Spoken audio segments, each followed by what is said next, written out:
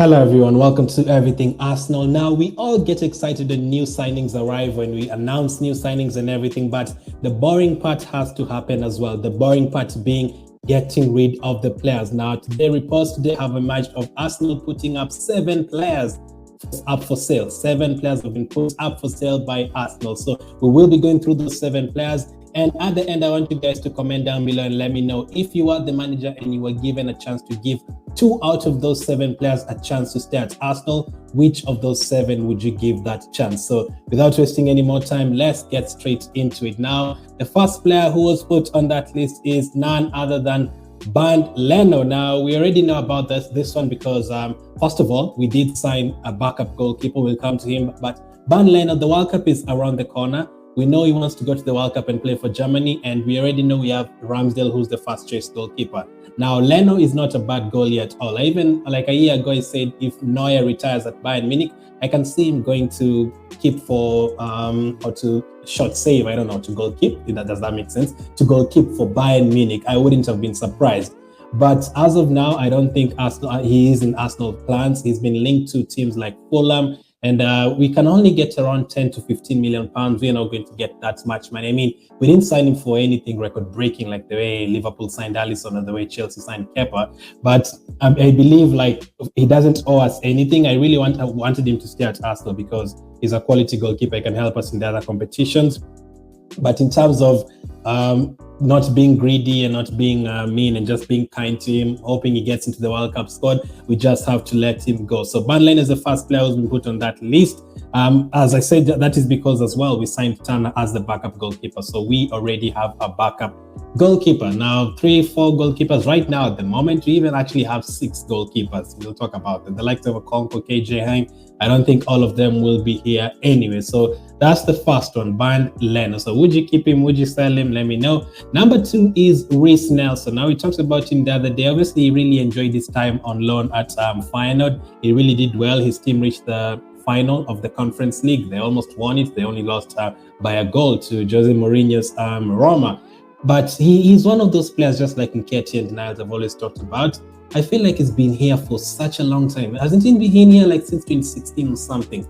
The likes of Saka and Martinelli have come after him and they've overtaken him, I believe. The likes of Smith Rowe as well. And he's still young. He still has time to improve for sure. It's not like the other old players we usually have. He still has time to improve. But where does he fit in at Arsenal? Like on that right wing, you already have like 3 players. On that left wing, you already have like 2 players. We've been linked to another winger today. Where does Reiss Nelson fit in? I cannot see him playing. Even you can't even say he will play in the Carabao Cup, as I said yesterday.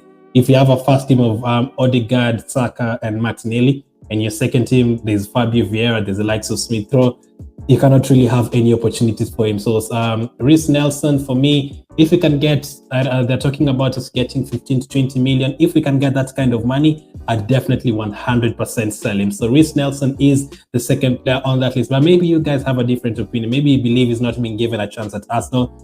I kind of agree with that. I've never really seen him playing 5 to 10 games in a row.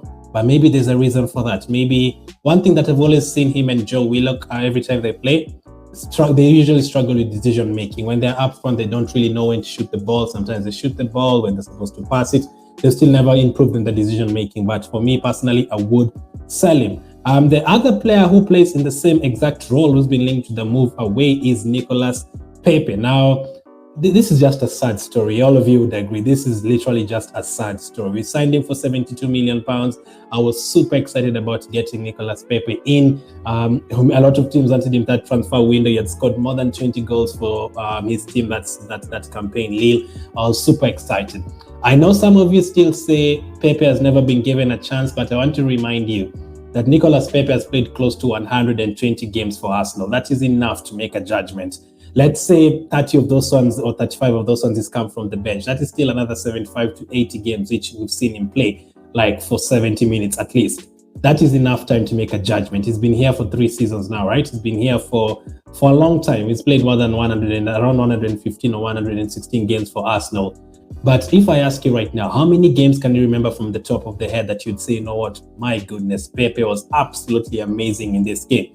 I'll be fair. There's a time he scored 2 free kicks, really excited me in that game in the Europa League a couple of seasons ago. There is another season, I think it was against Wolves, the way he did well. I believe in the semi-final when Aubameyang helped us against Man City, Nicolas Pepe did well in that one as well, so I'll be fair. But you cannot really mention 5 to 10 games easily. If you ask me the same question about Saka, I'll just tell you even 6-7 games from last season only. I can tell you games from Martinelli from last season only. Pepe, I don't really think so. I mean, I still believe that we should have given him a chance as a number 10. I would have really wanted to see him as a number 10 sometimes. He looked good on the left side, but then again, we have Martinelli on that side, Smith-Rowe on that side. I really don't see him. I don't feel like defenders usually look at him as a major threat like the left backs. Yes, he's skillful, but they already know what he's doing. I guess that is what I'm going to say. They already know what he's going to do. It's going to be dribble to the left, dribble to the right. But I really wanted to see him as a number 10 because on the right side, sometimes he's always next to the linesman. I don't know what he's doing there. He's having to cut in, cut back, shoot from outside the box. I'd like to see him as a number 10 or even as a striker one game. I think there's a time we did that against Villarreal. It didn't work. But my point from that is at Lille, there's a lot of goals. If you check his goals at Lille, he scored a lot of goals where he was one-on-one against the goalkeeper. At Arsenal, I can't really remember a time where he got a one-on-one chance against the goalkeeper. And that is because he's always hugging the touchline and maybe don't play to that kind of strength. And obviously, Aubameyang was at Arsenal and we used him for that and not Nicolas Pepe. But he is the third player who's been linked with the move away. Not linked, he's already in the transfer market. Like Arsenal have put him up for sale, Nicolas Pepe. Player number 4 is Hector Bellerin. This won't come as a surprise to anyone at all. We know he did well at Lille, at Real Betis. He did well at Real Betis in Spain. He even won a trophy there. The other day, he even played for us and he was wearing the captain's armband against Ipswich, which is crazy because this is a guy that out of all these players, this is the one that I'm 100% sure will definitely not be at Arsenal at all. A lot of fans are like giving up on him. 90% of fans. And about Bellerin's hair, remember the story of Samson. Like when Samson lost his hair, like he lost his powers. Like it's about the opposite with Bellerin. It's like when he got his hair, he lost his powers. Like when he didn't have any hair at all and everything, he was running really quickly, he was dominating that right side. Not anymore, guys, not anymore. I feel like that right side is difficult. When you're up against Zaha, Heung-min Son, and you're up against Saint-Maximin, those guys could literally end your career. So Hector Bellerin, I think he also wants to go back to Spain. He enjoyed himself, but this is one of the players that we are struggling to sell because of the price. We'll talk about that at the end. So that is player number 4. Player number 5 is Lucas Torreira, another that will not come as a surprise to any of you. We already know this player does not want to be at Arsenal, but another one that you're really struggling to sell. He's been in Italy with Sampdoria before he joined Arsenal. He was with Fiorentina last season, but they did not want to pay up for him. So unfortunately, we are having to let him go. But there's no team that wants him at the moment. Now, Arsenal would want close to maybe 15 million, but I can guarantee you there's no team that is going to offer him that. I was very excited when he signed Lucas Torreira. Like he was like a pit bull that we needed in midfield, like a Gilberto Silva, like Vieira, like Alex Song. He was like a combination of that. He was a bit skillful. He could score a couple of goals when he gets himself in the box. He was a bit technical. He was feisty. He was like all the South Americans in the midfield. But apart from that, really, I always felt like he was a bit small for the midfield battles. Like you're up against Fabinho's and Didis and all those players when you're a bit short and tiny. That could be a bit of a struggle to you. So he really doesn't want to be in England. Even if we really wanted Torreira to stay, he doesn't want to be in England. So that is a major problem. He even said he doesn't like the food in England. He doesn't like the weather in England. So when someone says that, you really, really have to let him go, to be honest. So Lucas Torreira is the 5th player to go. And this one as well, I'm 100% sure that he will definitely leave. Player number 6 who's been put in the transfer market is Pablo Mari. Another that was really just before COVID, like that's January, February.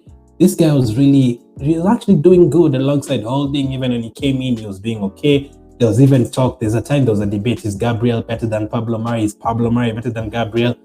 Those debates are over now. Those debates are definitely over. He's definitely, we can tell he's definitely not better than him.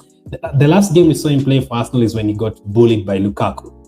Now, when you're playing in that position, you cannot afford to be bullied that much.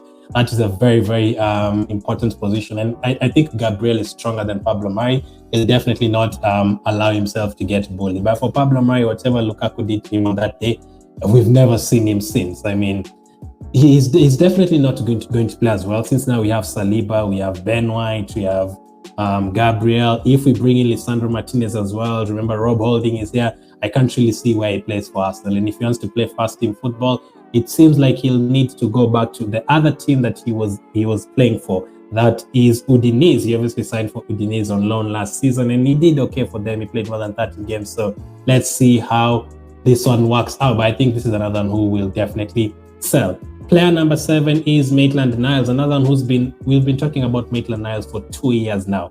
That summer transfer window in 2021 January, last year, August, January of this year, we've been talking about this player. He went out on loan to West Brom. He went out on loan to Roma. Roma didn't really want to buy him back. West Brom obviously were relegated. They didn't buy him back. But Maitland-Niles is just like Nelson, whatever I've said about Nelson. I feel like Niles has been here for too long. I really can't see him improving. Maybe some of you still have hope in him, but I really can't see him improving past where he is right now.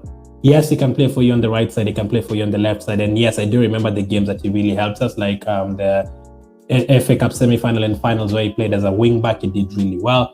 But again, just like Pepe, another one that you can't really mention for me 5 games that you remember about Maitland-Niles. So Maitland-Niles played well in those games. And remember how many years he's been here? He's been here under Wenger, he's been here under Emery, and he's been here under Arteta. So he's another player who's been put in the transfer market. This guy 2 years ago, Wolves offered us like 25 million to buy him from us, and he rejected it. I still don't understand why he rejected it. 25 million for Maitland-Niles. I'd 100% take it as quickly as possible. I feel like I don't feel like he's going to improve anywhere past this. And Nottingham Forest have actually asked for him. But again, another player we will struggle to sell because of the price. So let me talk about that now, since I've gone through the 7 players. Bernd Leno is wanted by Fulham. They might get him for around 10 million. If you can get like 15 million, I'd be happy. I believe he's still a good goalkeeper. Bellerin is wanted by Real Betis, but they're struggling to pay up because I don't know how much money we want, but they're not reaching our valuation of him. Maybe they want another loan deal, and Arsenal aren't really keen on that one. Reiss Nelson, he enjoyed his loan spell at Feyenoord. They do want him still, so we have to wait and see how much they offer for him.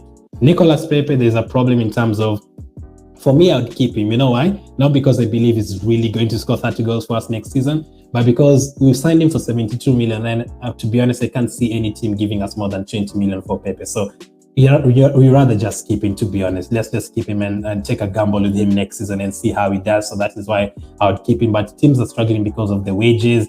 He can't really go to teams like Brighton, Southampton. He can't really go back to Lille because of the wages.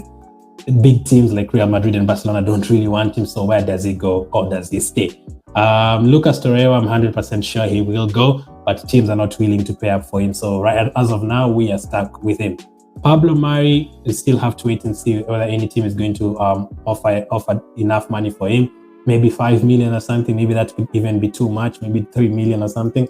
Maitland-Niles, I mean, we wanted something with 15 to 20. I can't see any team paying us that kind of money. That is another problem. So this could be another loan deal. So out of those 7 players we've talked about, if you're given a chance to keep just 2 of them, so if you're given a chance to keep 2 of them, let me know who would you keep, who would you give a chance to. Now, these are not the only players who are going to leave Arsenal. I still believe you're going to sell like 15 to 20 players of sell and loan together. You remember the likes of Guendouzi have already left Arsenal. The likes of Lacazette have already left. Adding to this one, that is already almost 10. Rob Holding, what happens to Rob Holding? What happens to Cedric Suarez? Ranasson is still an Arsenal player. What happens to him? Mavropanos has already been sold from Arsenal. There's a lot of players who could go, and that is crazy to me because over the last couple of years, we've sold Kolasinac, we've sold Socrates, we've sold Mustafi, we've sold several players, even the other goalkeeper called Matt Macy. We even let Ranasson go, but we were still stuck with a lot of poor players. That means like 3 years ago, we had so many terrible players that even if we get rid of 10, we still have like 5, 10 more remaining. But if these guys leave, the ones who don't want to be here, like Torreira, and maybe Pepe doesn't want to be here really, and the likes of Niles who've been here since Wenger's days, and Leno, all of them leave. Leno wasn't there in Wenger's days, he was there in Emery's days, right? If he leaves as well, if the likes of Pablo Mari leave, and Bellerin and Ranasson and all these guys, then this will be like an Arteta team. This will be a promising team, because you kind of struggle to look at a player and say, you know, this is a terrible player. Tomiyasu, Ramsdale, Odegaard, Saka, Smith-Rowe, Martinelli, Jesus, all these promising players. And if you get the likes of Tielemans and Lisandro Martinez, very, very promising. So those are the 7 players that are in the transfer market, still expecting them to be around 15 or something. We are going to do a lot of business incoming and a lot of pre-season games going on, but you're also expecting a lot of players to leave Arsenal at the time.